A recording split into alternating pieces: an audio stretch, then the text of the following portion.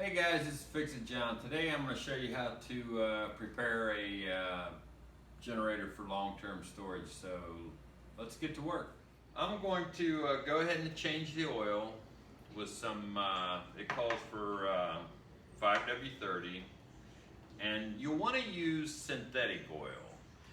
That gives longer storage life.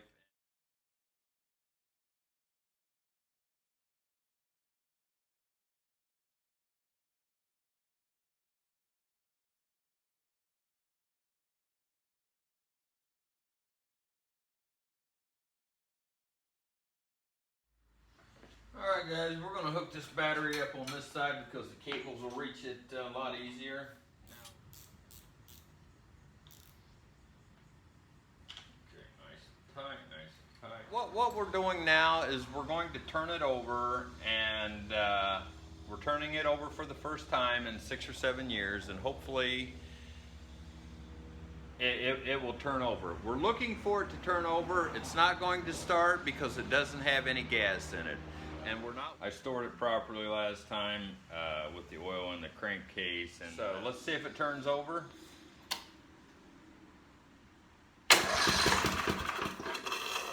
Hear that? That's a good sign. It's working. I can hear it sucking air and turning over with some compression behind it. But I could tell you right now, if I would put gas in it, it would fire right up. If you just bought a brand new generator and you don't plan to use it right away, don't put any gas in it. So it's got fresh oil on it, brand new oil filter, synthetic oil.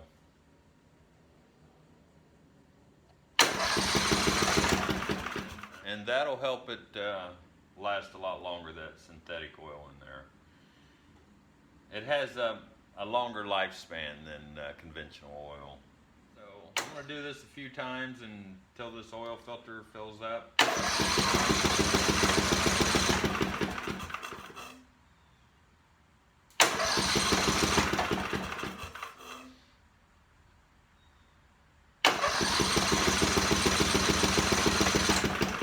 Now what this is doing is lubricating everything and pumping the oil through the oil filter to fill that up and getting it to all the components in the engine. Alright, I'm going to check the oil. Well, let's check the oil. Alright, right there it is, just a little bit over full. But that's alright because we're going to use that for lubrication in the engine, and we're still going to add a little bit more. So let's run some of this through the engine a little more.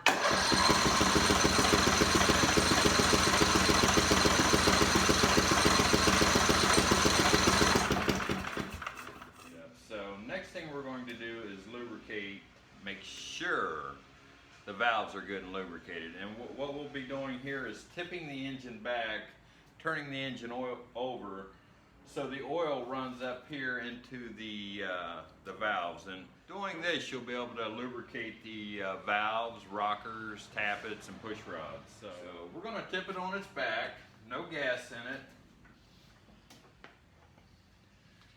Get the oil draining to the back of the engine.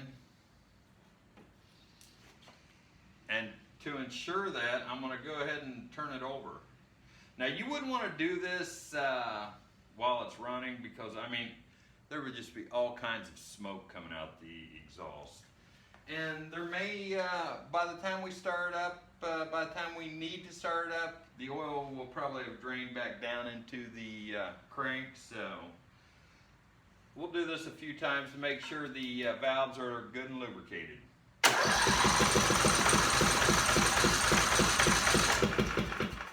Now here's what you can do if you don't want to tip it back and put oil in it. This is the intake. See it coming from the carburetor? What happens is a mixture of gas and air will come through here, and it will be sucked in through your valve here, your intake valve, and it'll run into a mixture of gas and air will run into your piston and be fired by your spark plug on the compression stroke. So if you want to, you can take this off and spray a lubricant in here, and you could have taken this muffler off for your exhaust valve to lubricate it in there. Now here's just a few things that you can use if you just decide to spray into the intake and exhaust valve. I use this product here myself for like my chainsaws. I'll spray into the top of the piston and just lubricate the crap out of it. If you use this right here on a 4-stroke engine, you're going to lose the viscosity of your oil if you use it quite a bit of it. I mean, you can use some a little bit of it. This here, I got this just to show you guys that they make a pill for everything. Stable, fogging oil, coats internal engine components, lubricates, and protects cylinders for all 2 and 4 cycle engines. I've never used this product. I've read a lot of good things about Deep Creep by Seafoam, so I'll use that for like my cylinder head, long-term storage for my cylinder heads. You could use this stuff as a lubricant just to keep it from not rusting on you, that, or probably even that. And if you do start your, if you do add gas to your engine, always use stabilizer. This I think is good for, treats up to 20 gallons, but I think it's good for 24 months. And I myself wouldn't leave gas in something like that for 24 months, but you know, let's say you're going to use it, and use this, because when you completely burn the gas out, it'll keep any gas in there that may be left in your float or your carburetor. Because straight gas with ethanol, man, it just eats carburetors up. So I run stable through all my equipment. And but yeah, for long-term storage, I read a lot of good things about Deep Creep. That's what I use, and I just bought this. I'll use this for a lubricant of some kind, but get you a 5/8 socket, spark plug socket. It's got a rubber insert so you don't crack your spark plug.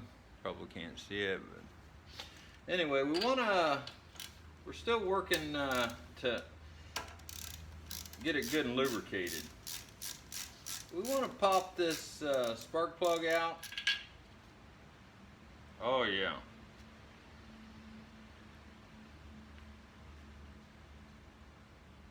Looks like we got plenty of oil back in that head.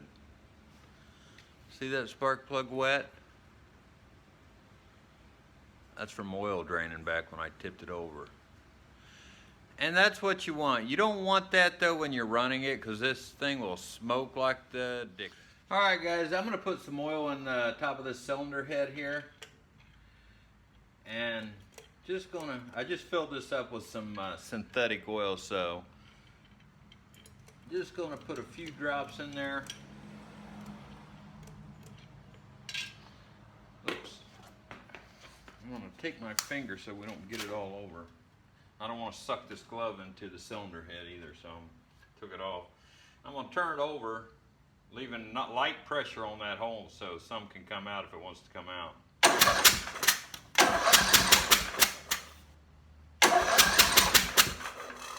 See that oil in my hand? That's what you want. That is what you want.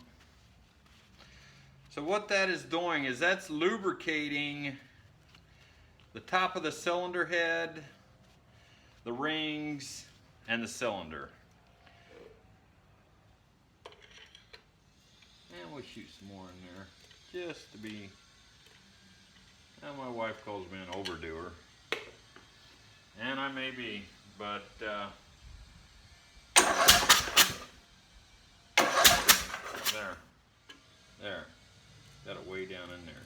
But I'll tell you what you have to do. If you put a bunch in your cylinder head, you can blow your cylinder head right out.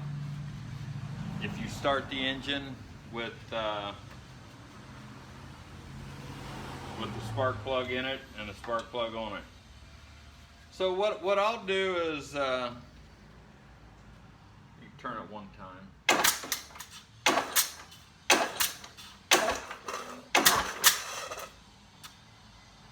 So there's plenty in there now. And it's good and lubricated in there. That baby's not going to rust. I want to put the engine at TDC. And what TDC is, it's top dead center. So that's where we want top dead center, and I'll explain that to you, why we want it at top dead center. Alright, what we want to do here is pop this cover off so I can turn it by hand. I took the battery off and filled the tires up, so. And skip that part. There we go. You just pop this, all this does is pop off.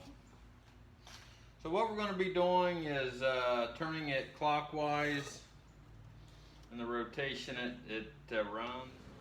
Okay guys, we want to get this at top dead center, and the reason why we want to get it at top dead center is because the piston is at its max height, so no air can get in there, and no air and moisture can get in there and cause rust in the cylinder walls or the piston to rust against the cylinder wall. Another reason we want it at top dead center is because the exhaust valve is closed and the intake valve is closed. Why do we want those closed? Well, if the exhaust valve is open during storage, air and moisture can travel through the exhaust and get inside the valves and rust those, and it can even travel into the cylinder wall, into the cylinder, and rust the cylinder and just pretty much weld the cylinder to the piston. So, and also the intake valve, we want that closed because air can travel through the air filter. Air and moisture can travel through the air filter, through the carburetor, and through the intake. And there again, I mean, you're going to rust both valves, push rods, the cylinder walls, and the piston. And that's why you see these shows where they're saying, is the engine locked up, and they turn it. Well, that's usually the cause of the engine being locked up. Is because one, I mean, it could have grenaded on the inside, but if it's a machine that's sitting around, it's more than likely because the cylinder has rusted to the cylinder walls and just has theoretically welded it to the wall. So that's how you know you're at top dead center, is when if you feel pressure against your finger. So right there, we're on the power stroke. The power stroke will suck your finger down. Hear that? That's how you know you're on the power stroke. Now you don't want to be on the power stroke because your cylinder, your piston is all the way bottomed out at the cylinder wall. They call that not top dead center, but bottom dead center. So that's at the bottom on the power stroke. So then it comes back up on the exhaust stroke, and all the burnt gases come out your exhaust, and the cylinder should be coming back up on the intake stroke. There, now it's starting to come back up. So if you feel pressure on your finger, like I'm feeling now, listen to it when I let go. Hear that? That is your compression stroke. So the compression stroke, and your valves are still closed on the power stroke. You can hear it suction. Hear it suction, that's your power stroke. Now it's coming back up. Coming back up, and this should be the exhaust stroke. You should feel no pressure with your finger because the exhaust valve is open, letting the spent gas out of your muffler. So there, no pressure. Holding, and it's the cylinder is at the top of its travel. Now this is where it gets confusing. You have your exhaust valve open. We don't want your exhaust valve open because we're trying to eliminate moisture, air and moisture getting in through the intake valve. So that's why we want it at top dead center. So that's your exhaust. The next stroke, it's the same strokes over and over again. The next stroke should be the intake stroke. And the intake will pull air and fuel mixture through the air intake. Yeah, that's no suction because it's sucking air through your air intake, your intake valve. So there, the compression is starting. So when we get to the top, that is TDC, top dead center. And you see how it started to go back down? That is when the connecting rod has broken over. You don't want it to break over because it starts to open up the valves again. You want to bring it right back here to top dead center. So there's top dead center. So there's pressure on my finger because both valves are closed. That will keep air from going into the intake, air and moisture, and going into the intake and the exhaust. So to be sure we're at top dead center, we'll put the screwdriver in the spark plug hole. And watch the spark plug move. Coming out, still. All right, we're just past TDC, top dead center. Did you see it go back in? It broke over, so we want it just before it goes there. That's at TDC, top dead center. Next move, we'll be back in. Put your spark plug in there.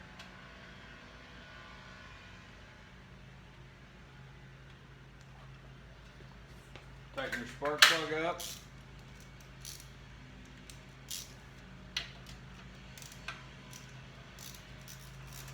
Now remember, this engine has stored for 6 or 7 years without running. So we've got that good and snug. Now here's where it gets tricky, and here's where you need to have a good memory. I leave the spark plug off of it. That tells me, that reminds me not to start the engine. And before I start the engine, now I put a lot of oil into the cylinder where the piston goes. So if you would start the engine with that much oil at the end of your cylinder, you would blow a head gasket, you could bend a crank, you could do some damage to your engine, serious damage. No, if the oil has not seeped past the rings and there's still oil pooled at the end of this piston, if you start it, you're going to do damage. So what I'll do before I start it, this reminds me. Now you could leave yourself a note, but this reminds me why I have the spark plug off when I go to start it. Same with my chainsaws, and I'll do a long-term storage on those. You'll want to unscrew this spark plug and hook your battery up or pull start it.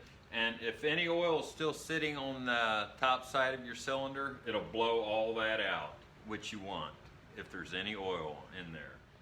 That is how you store an engine long term. I won't have to mess with this engine for 6, 7 more years. I mean, it can sit right there until I need it. And when I need it, it'll start right up. So, snap this back in.